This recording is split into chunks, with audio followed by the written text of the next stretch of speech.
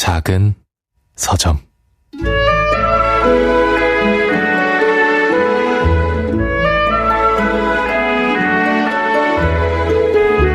눈을 맞으며 그녀는 서 있었다.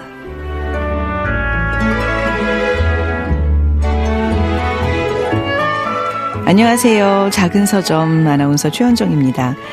박민규의 소설 죽은 왕녀를 위한 파반느 첫 문장으로 열어봤습니다. 1980년대 중반 서울, 박색인 여자와 그 여자를 사랑했던 한 남자의 이야기를 담고 있는 청춘 소설입니다. 자, 책에 대한 내용은 장유진의 책갈피에서 살펴보고요. 작은 서점 크루들의 특별한 큐레이션, 오늘 이 책도 만나보겠습니다.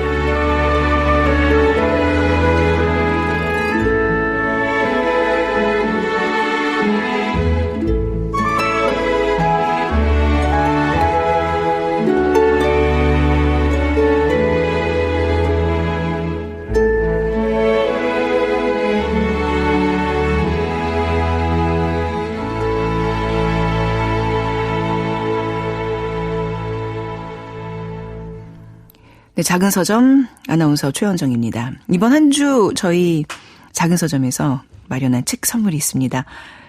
20여 년간 법정을 오간 법조인이자 또 한국 추리문학 대상을 수상한 도진기 작가의 사회재판인데요. 자, 추첨을 통해서 보내드리고 있습니다. 이 사회재판, 이 책 받고 싶은 분들은 이번 주까지 작은 서점 인스타그램을 통해서 신청을 해주시면 됩니다. 인스타그램에서 작은 서점 검색하시면 들어오실 수 있습니다. 자, 작은 서점 참여 방법은요. 문자번호 샵9730, 짧은 문자 50원, 긴 문자 100원입니다. 모바일 플레이어 콩은 앱을 다운로드 받으시면 무료로 메시지 보내실 수 있습니다.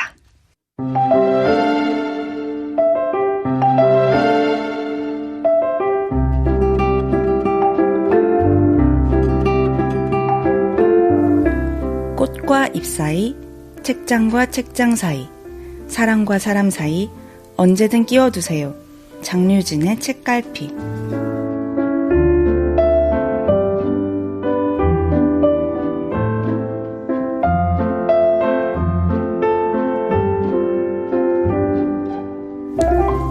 장유진 작가와 함께하는 시간입니다. 어서 오십시오. 반갑습니다. 청취자 김미숙님께서 문자를 보내주셨는데요. 장유진 작가님 고맙습니다. 어쩜 책을 이렇게 재밌게 얘기해 주실까요? 하셨어요.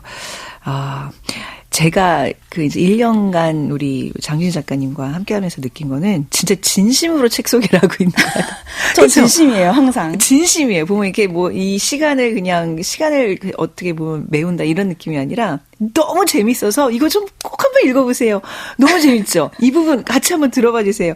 그 마음속 깊이 그 진정성이 좀 느껴져서. 그게 다 느껴진다니. 그거를 지금 아시는 우리 김미숙 님입니다. 너무 그리고 뿌듯하네요. 김향은 님도 작은 서점 10시부터 해라. KBS 문학의 최고봉으로 우뚝 서게 기원하면 포에버. 10시 괜찮을까요? 10시, 11시. 이제 2시간 할까요? 10시부터 2시간 해달라 말씀이신 것 같아요.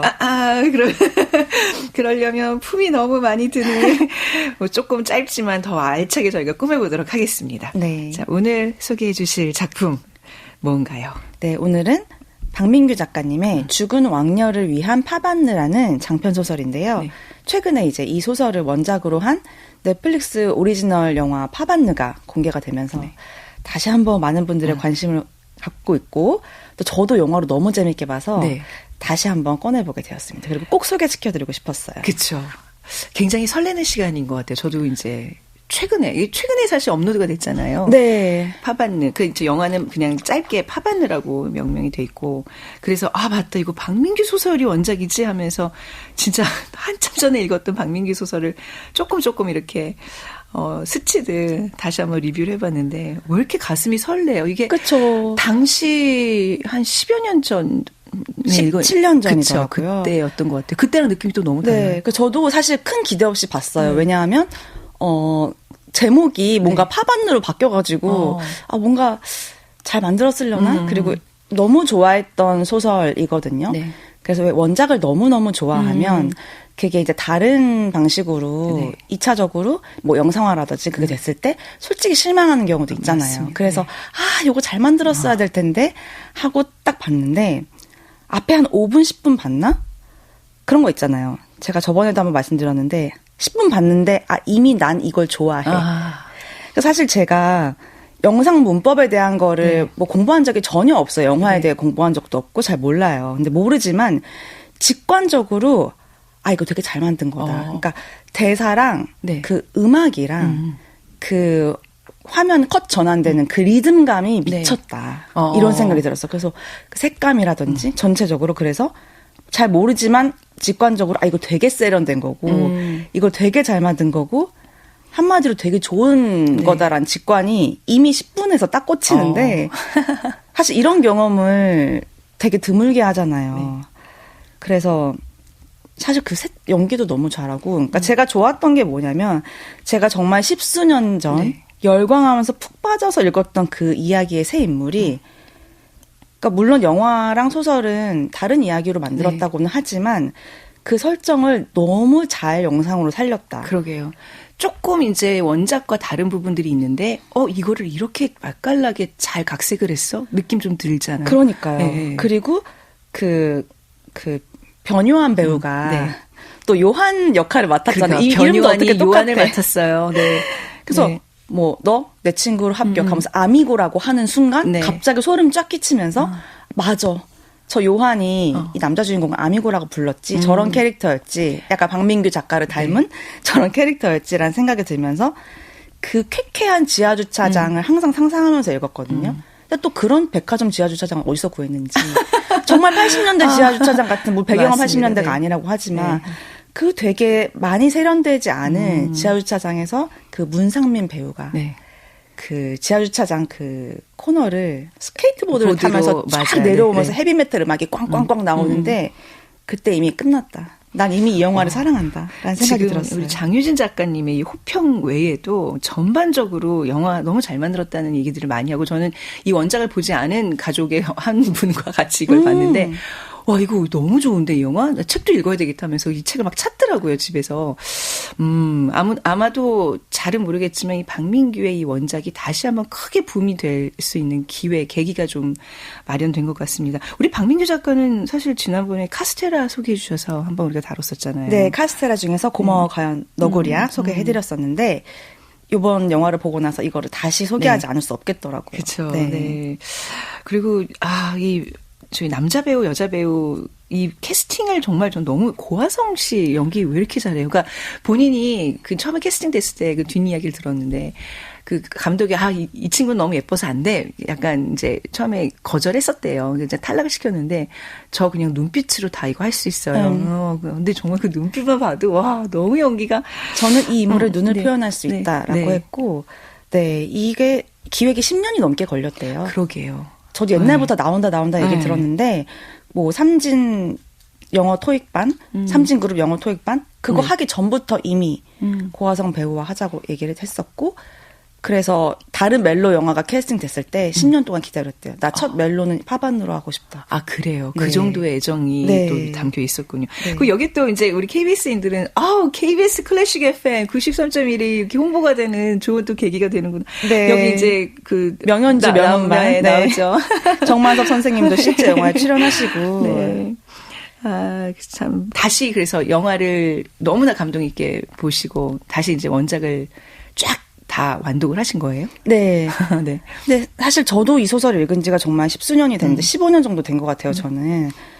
근데 영화를 보고 나니까 제가 뭐 파반은 나온다 해서 잘 만들었으면 좋겠다. 너무 좋아했던 소설인데 라고 생각했음에도 불구하고 그 내용이 잠깐만 원작 내용이 뭐였지? 생각이 너무 안 나는 거예요. 그래서 제가 이 소설을 항상 떠올릴 때 떠올렸던 건 그 죽은 왕녀를 위한 파반이라는 제목과 이 표지와 그리고 그 설정, 엄청나게 박색인 여자를 진심으로 사랑하는 남자의 이야기라는 것과 저는 이 책을 왜 썼는지에 대한 그 작가의 의도였어요. 그래서 이게 저는 계속 남는데 내용보다도 이 이야기의 시작이 박민규 작가님이 신혼 시절에 아내분이 그래도 절 사랑해 줄 건가요? 내가 아주 못생긴 여자라면 그래도 절 사랑을 해줄까요? 해줄 건가요? 라고 질문을 받았대요. 근데 그 질문이 굉장히 오랫동안 작가를 괴롭히는 화두였다고 해요. 그래서 그거 미루다 10년 뒤에 이제 나는 대답을 할 수 있겠다라는 생각이 들어서 이거는 작가의 말에 나온 작가님의 표현이에요. 가장 못생긴 작가가 쓰는 가장 못생긴 여자를 사랑하는 이야기. 그래서 되게 길고 긴 연설을 쓰는 마음으로 썼고 사실은 박색인 여자를 사랑하는 남자를 다룬 세계 최초의 소설이 될 거라고. 왜냐하면 사실은 아무도 주목해주지 않는다. 그러니까 항상 사랑을 하는 이야기는 되게 아름답고 자기 눈에라도 아름답잖아요. 그런데 아름답지 않다고 생각하면서 동시에 사랑할 수 있는가? 이거에 대한 질문을 이렇게 긴 소설로 표현을 해주셨는데 사실 전 놀라운 경험을 한 게 다 보고 나니까 그렇게 좋아하고 막 추천도 하고 다녔던 소설인데 기억이 안 나는 거예요. 근데 이런 경험을 사실 저는 소설을 좋아하고 많이 읽지만 되게 자주 해요. 너무 많이 읽어서 그런 거 아닌가요? 그런 것도 있지만 저는 그 소설을 보고 나면 그 내용이 다 머릿속에 남지 않고 저만 그런 게 아니라고 생각을 하거든요. 당연히요. 네. 근데 분명히 그 소설을 읽었을 때 내 마음에 어떤 자국을 남겨요. 남기고 지나가거든요. 네. 그래서 정말 줄거리는 어떻게 끝나는지 기억이 안 나더라도 그 소설을 읽었을 때 내 마음에 분명한 자국을 남기는데 그거는 되게 지문처럼 되게 고유한 자국이라고 생각을 하거든요. 네네. 그래서 읽는 사람마다도 다르고 또 책마다 소설마다도 다르고 그래서 저는 항상 그거를 두 개의 지문이 겹쳐진 진짜 아름다운 고유한 자국이라고 생각을 한다. 네. 그래서 저는 그 자국을 하나 남겼다면 정말로 좋은 이야기라고 생각하고 또 물리적인 책을 소장을 하면 좋은 점이 그거를 또 10년이 지나서 다시 읽고 다시 읽고 하면은 그때 제가 신나게 줄을 쳤던 장면을 맞습니다. 발견하면서 그 위에 또 다른 지문을 찍는 거죠. 맞아요. 그래서 또 다른 아름다운 모양의 자국이 되고 그래서 정말 좋은 이야기라는 건 이렇게 오래 남고 오래 가는구나.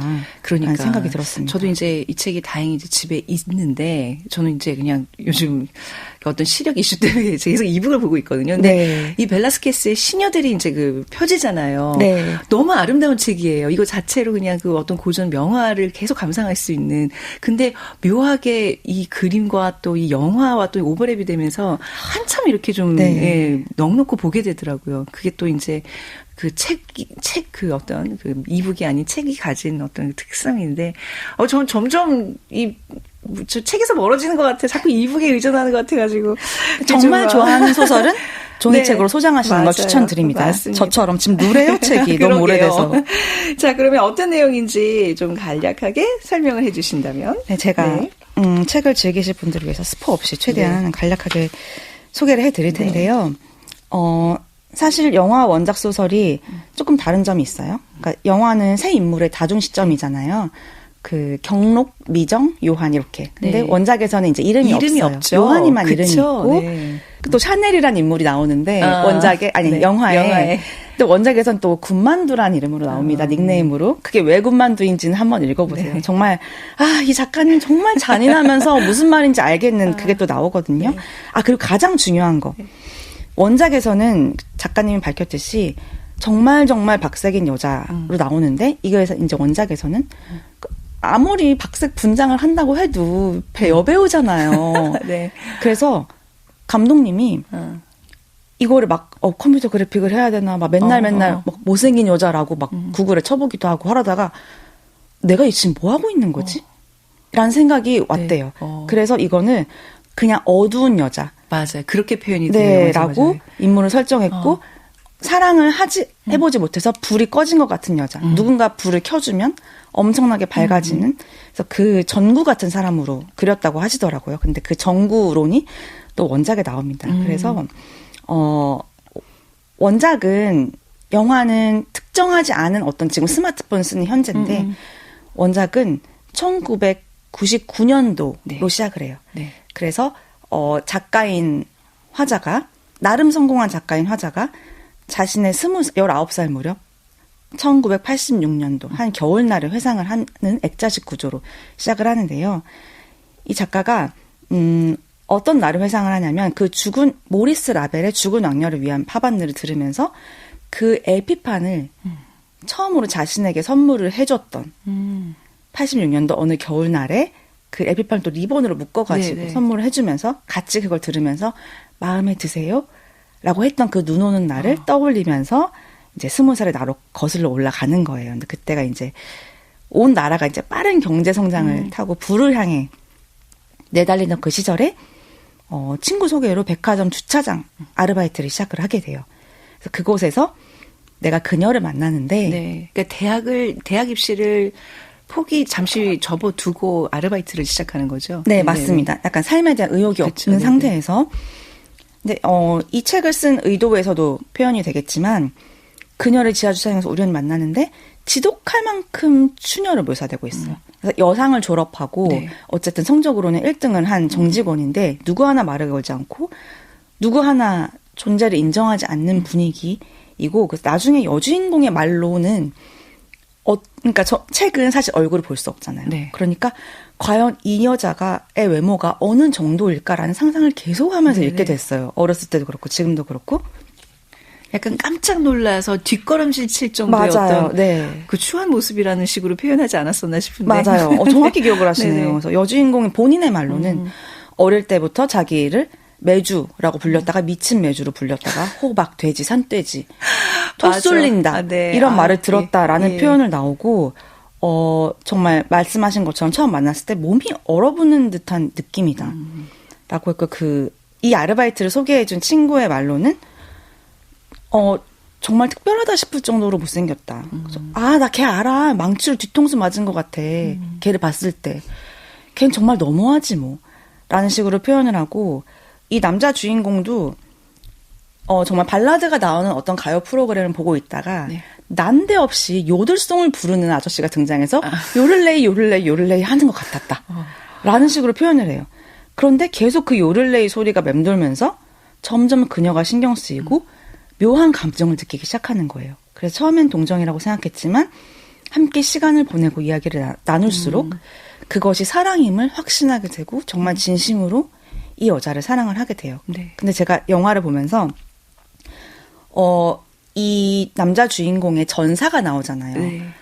그 예전에 엄청나게 박색인 어머니와 굉장히 미남인 약간 한량 같은 배우 지망생인 남자랑 결혼을 해서 자식을 낳고 나는 그 아빠 쪽을 닮은 자식이 된 거죠. 그런데 그 아버지가 어떻게 배우로서 성공을 해가지고 네. 버리죠. 네, 아들이랑 조망지 아내가 있는 걸 아들이, 버리고 네. 새로 결혼을 합니다. 네네. 마치 초혼인 것처럼. 네. 그래서 이제 모자가 굉장히 상처를 받는 상황인데 저는 처음 영화를 보면서 이 인물에 대한 전사를 되게 잘 부여했다. 난데없이 그냥 갑자기 박색인 여자를 사랑하고 감독님 너무 잘하셨다라고 생각을 했는데 책을 다시 보니까 그게 원작에 있는 설정이더라고요. 네네. 그 정도로 기억이 안 나더라고요. 네. 그래서 아무튼 이런 전사가 있는 인물이고 정말 그녀를 사랑을 하게 되는데 처음으로 그녀와 외근을 나간 장면이 있어요. 네.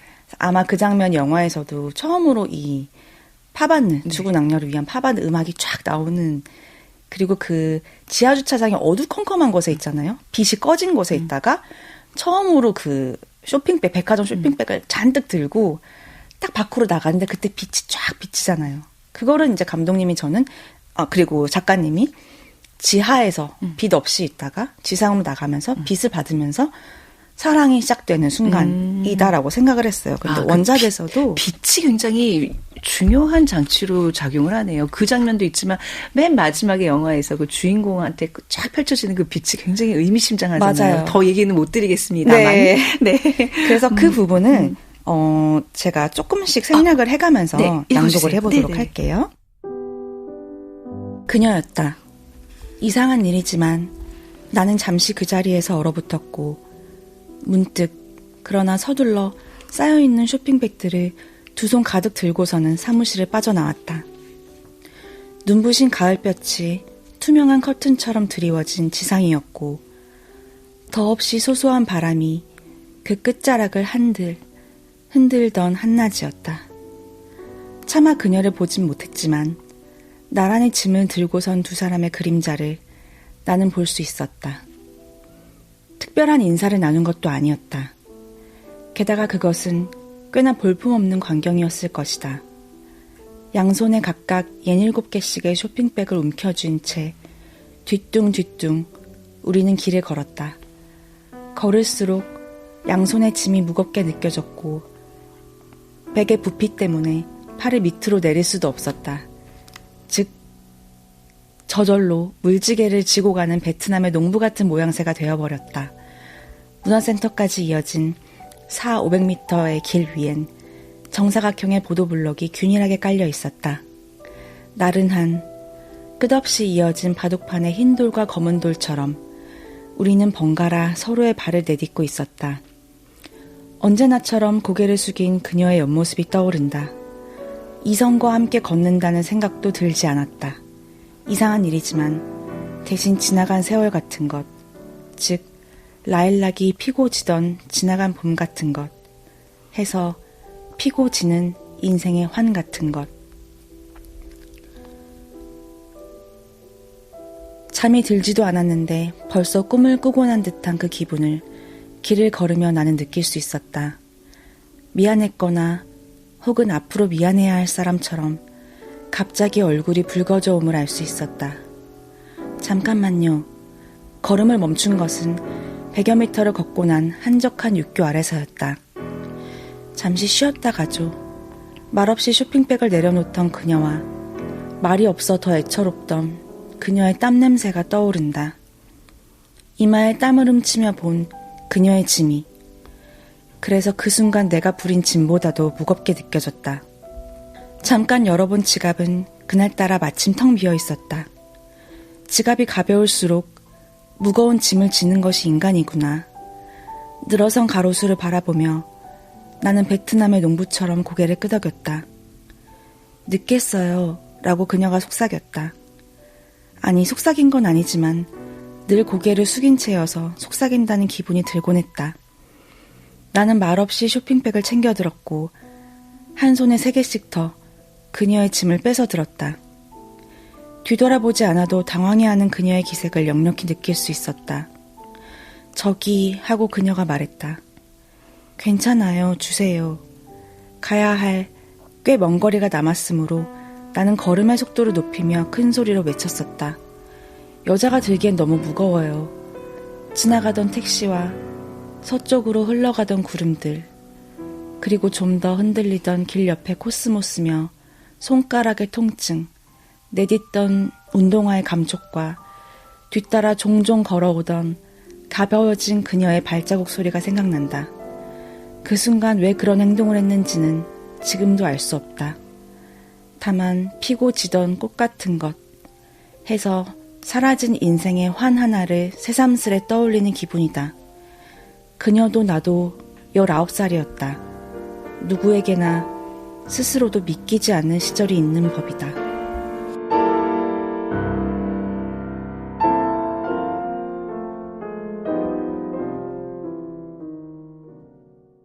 매번 느끼지만 낭독을 너무 잘해요.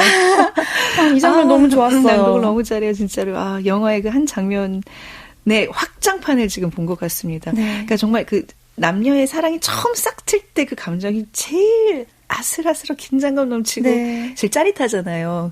영화에서 다 표현하지 못한 걸 그렇게 책으로 통해서 조금 더 보충할 수 있는 게 너무 좋은 것 같습니다. 그렇죠? 그 따사로운 빛과 그 땀 냄새까지. 그러게요. 그리고 내가 그녀의 짐을 막 더 들어주면서 느끼던 손가락의 그치. 통증까지. 맞아요. 잘 표현을 하신 것 그러게요. 같아요. 굉장히 예민한 작가. 네. 근데 그 아까도 말씀하셨다시피 여기에 그 이제 남녀 주인공 말고 작가와 비슷한 성격일 거라고 추정되는. 네, 왠지 그렇게 추정이 되죠. 네, 만나본 적도 없는데. 왠지 비슷할 것 같은 요한이라는 인물. 이 사람이 굉장히 중요한 역할을 하는 것 같아요. 이 둘을 좀 연결시켜주는 오작교 역할이랄까요? 그렇죠? 그러니까 뭔가 이 세 사람의 관계라는 점이 일반적인 멜로랑 다르게 굉장히 이 이야기를 특별하게 만드는 지점인 것 같고, 그러니까 요한이라는 인물도 어떤 어린 시절 트라우마적인 그런 전사가 있는 인물이고, 네. 두 사람의 관계에 되게 정신적으로 큰 역할을 미치는 인물인데 굉장히 익살스럽잖아요. 맞아요. 네. 그래서 그 포크론, 저는 이 포크론이라고 생각을 하는데, 처음에 이제 그 켄터키 치킨이라는 자주 가는 호프집에 딱 그 여자 주인공을 네. 예고 없이 데리고 오면서 네네. 너무 놀라니까 일단 먼저 화장실에 가요. 그 여자 주인공이. 그러니까 기억해. 지금 화장실에는 거울을 보는 한 여자가 있다는 걸. 그렇게 명언을 남기고 또 처음에 사실 이 외근 나가기 전에 네. 두 사람이 이제 얘기를 하는 거예요. 그 사람이 신경이 쓰인다. 그러니까 혹시 그 친구를 좋아하는 게 아니냐? 라고 물어봐요. 그러니까 아니요 라고 해요. 그러니까 좋아해주고 싶어? 라고 하니까 처음에는 이제 영화에서 그냥 불쌍하잖아요 라고 하니까 손가락으로 포크로 걔를 찔러요. 네. 그다음에 아파요 이러니까 아프겠지. 이게 네 마음이다. 그래서 지금 3가지가 있는데 첫 번째 이게 어긋난 호의, 싸구려 동정, 네. 일회성 휴머니즘이다. 불쌍하다고 너 막 찌르고 그러면 안 돼. 특히 네. 너는 얼굴이 치명적이고 얘는 안 그래도 인생이 힘든 애다. 사랑이 없으면 다가가지 마라고 하는데 이게 이 포크론이 똑같이 나와요. 그래서 무정보다 더 비참한 게 동정이고 여기도 똑같이 나오네요. 동정, 호의, 연민. 조금 더 대사를 바꾸긴 했는데 네. 책에서는 이렇게 말합니다. 적어도 3개의 창 중에서 하나는 사랑이어야 하고 가장 먼저 자신을 찌르는 게 사랑이라고 여자는 기대를 하고 있다. 네. 라고 하는데 이게 진짜 명대사라는 생각이 들고 처음에 여자 주인공이 남자 주인공의 사랑을 믿지 못하잖아요. 계속 중간까지도 믿지 못해서 떠나고 막 이러잖아요. 네. 자기가 방어 기제를 너무나 많이 이렇게 발현을 하죠. 네, 그게 좀 마음이 아팠어요. 네, 그때도 이제 요한이라는 인물이 몰래 이제 여주인공에게 뭐라고 하는데 뭐라고 했나요?라고 남자 주인공이 물어보니까 그때 뭐라고 했냐고. 그러니까 마치 내 마음을 꿰뚫어보는 듯한 말을 했다. 뭐라고 했는데라고 하니까 너가 무슨 생각을 하고 있는지 알아. 하지만 쟤는 진심이야. 라는 말을 해줬다고 하잖아요. 네. 사실은 믿지 않고 있었는데.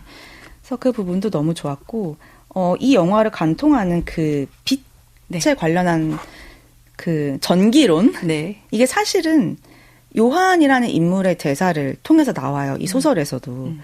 그래서 영화 감독님이 이종필 감독님이 이걸 영상화했을 때 이 부분은 가장 크게 살리지 않으셨을까라는 생각이 드는데 사실 대부분의 인간은 아직 전기가 들어오지 않은 전구 같은 거다.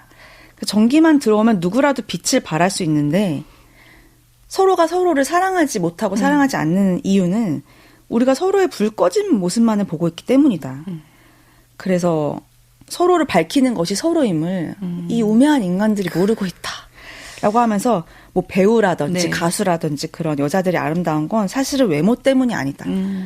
수많은 사람들이 사랑을 해주기 때문이고 그래서 말도 안 되게 터무니없이 밝은 빛을 발하는 거다.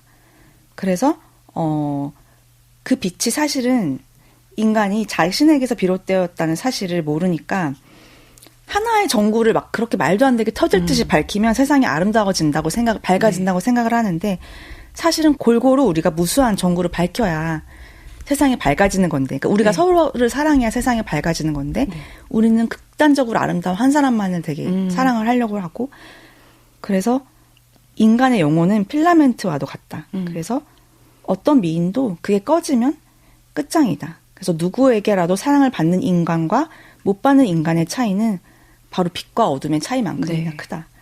라고 이제 요한이 자신의 전기론을 막 설파를 하는데. 그게 한 소설 중간쯤 나오나 보죠? 지금 보니까. 네, 맞아요. 굉장히 이 작품의 핵심적인 내용인 것 같아요. 네. 그러니까 저도 처음 이 소설을 읽을 때는 막 계속 막 못생긴 여자 이렇게 하고 심지어 여자 주인공이 저는 너무 못생겼어요 하면서 울거든요. 처음에는 그 설정이 굉장히 불편했는데 네네. 이 추함과 아름다움 그것은 서로를 사랑하는 빛에서 온다.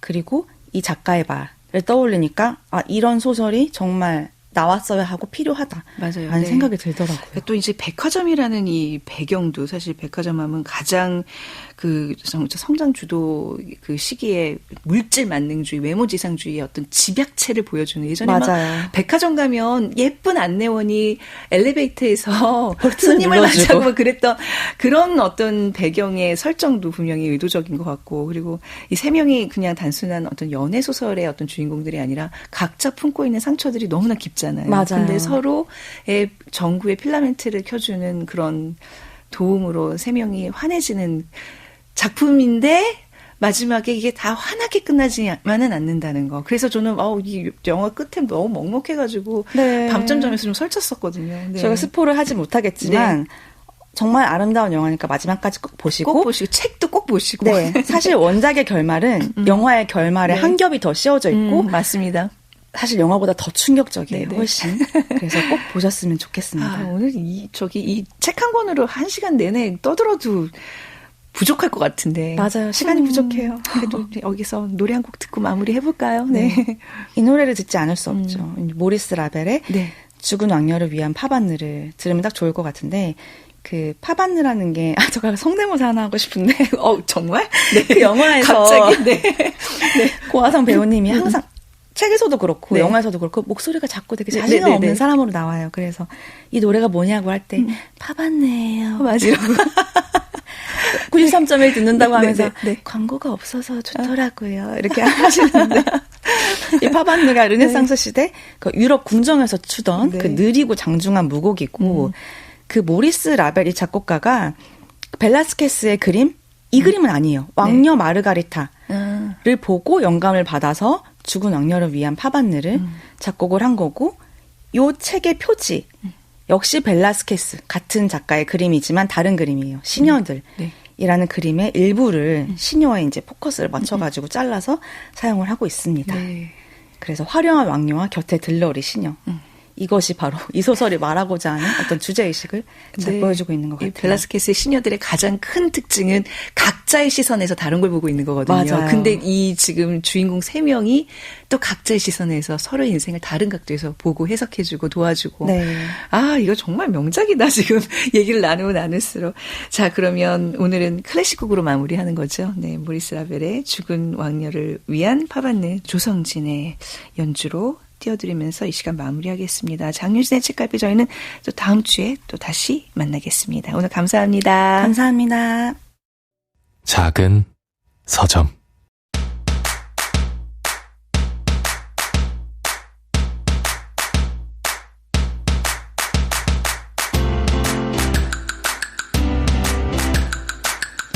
요즘 서점에는 어떤 책이 나오고 있을까요? 작은 서점 크루들의 특별한 큐레이션. 오늘 이 책.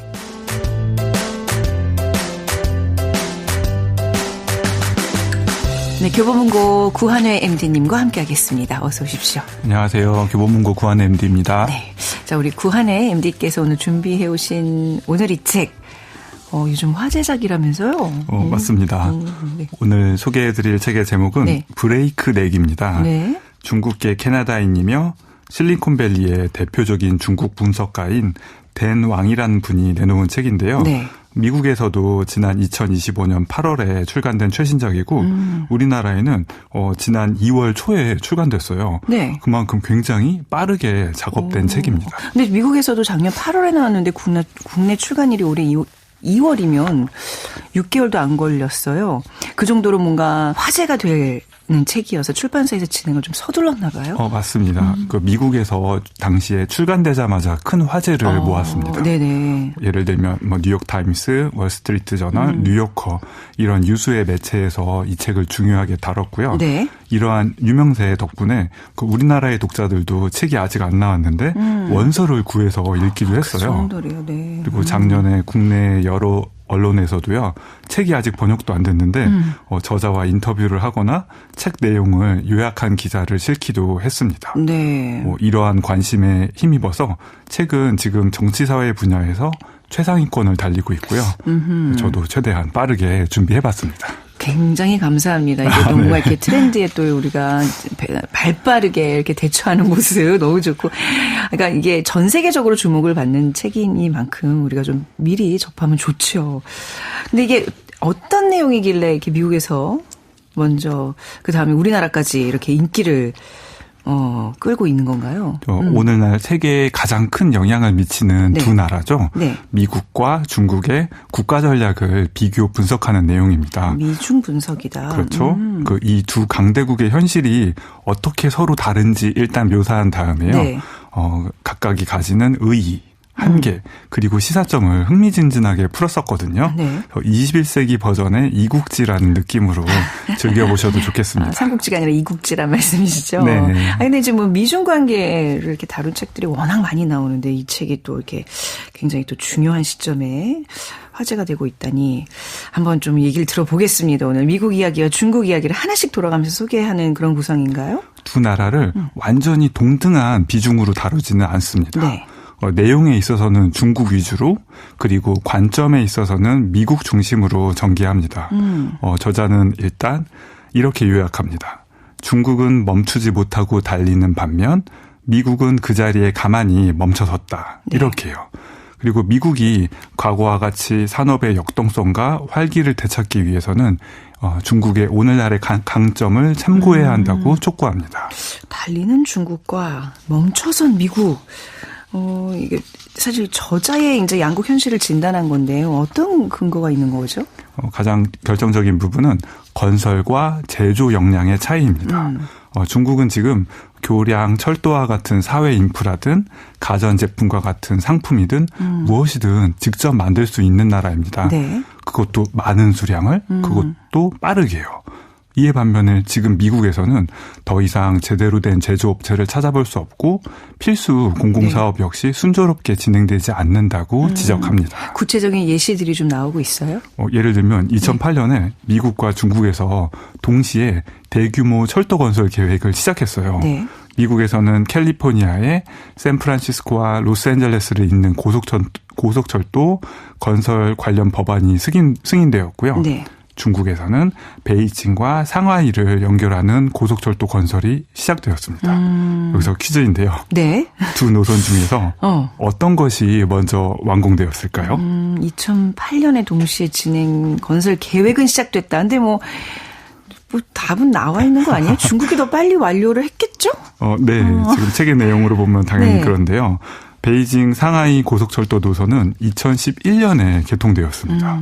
여기 길이가 약 1200km가 넘는데요. 와. 그런데 이렇게 그 긴 철도 노선이 3년 만에 네. 완공이 된 거죠.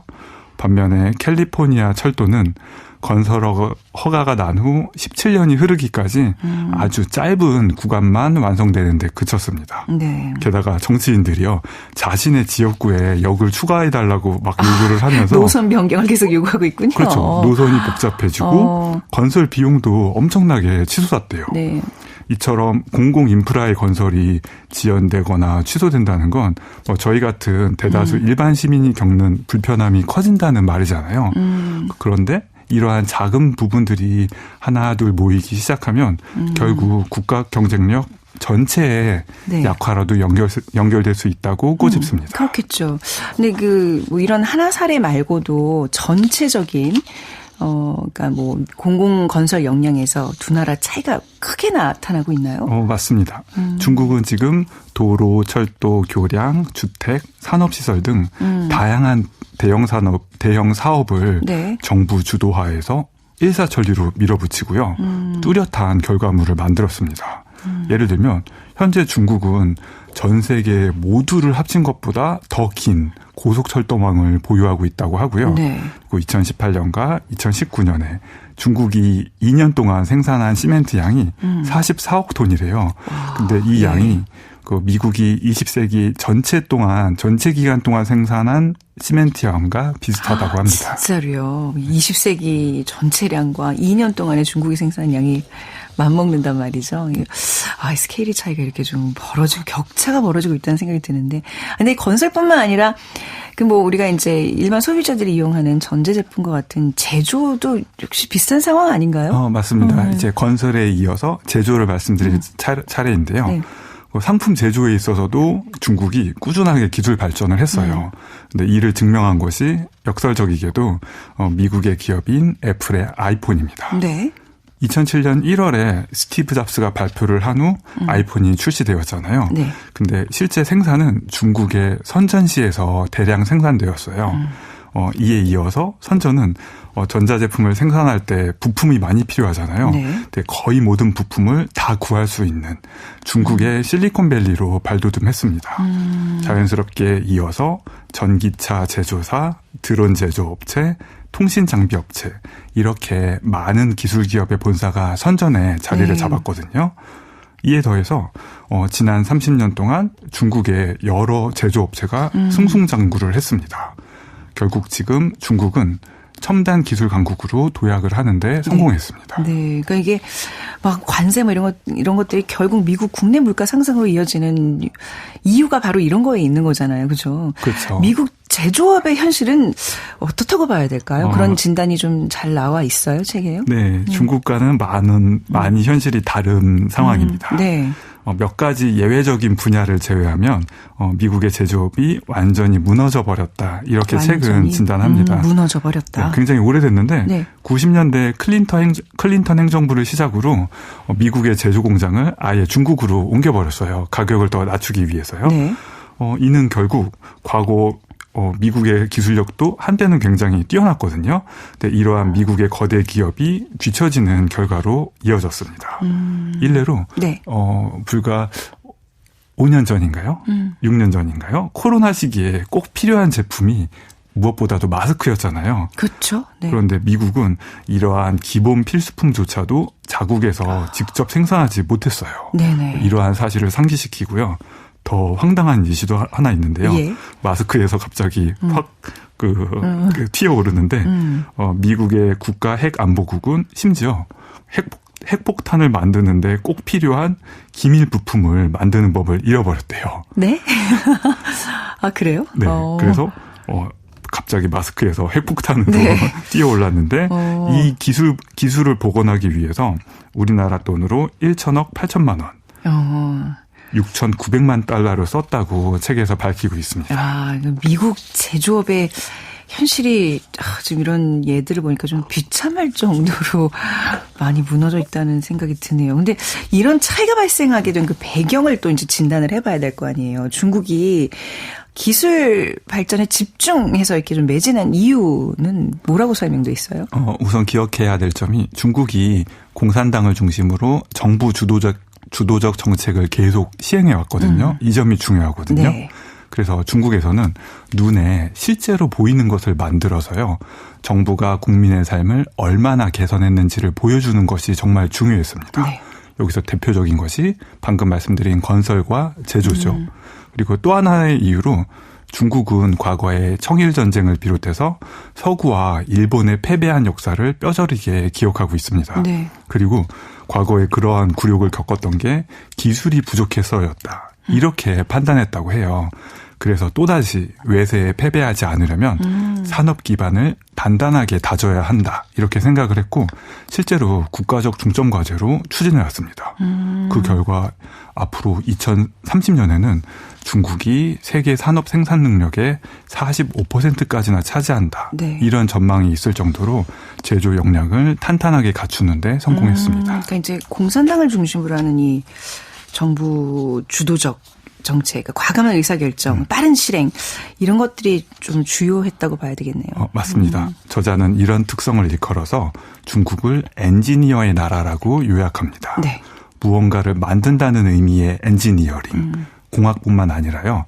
사회 전체와 국민 개개인의 삶까지 공학적 관점에서 딱딱 계산하고 제어한다는 뜻입니다. 네. 실제로 중국의 현재 주석인 시진핑과 직전 주석인 후진타오가 모두 칭화대에서 공학을 전공했대요. 아, 그래요? 네, 네. 그래서 이러한 사실이 시사하는 바가 굉장히 크다고 언급합니다.